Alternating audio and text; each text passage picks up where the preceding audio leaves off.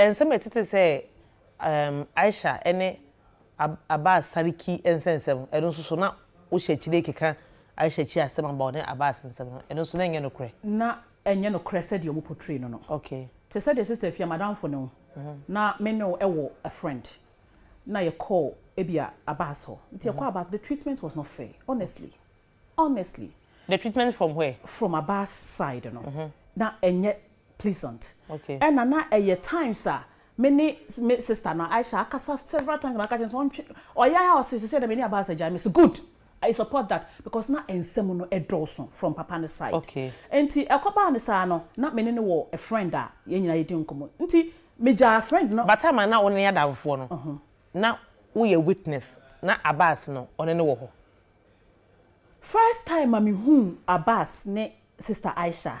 was the day I would me call in the office together na omo wo ho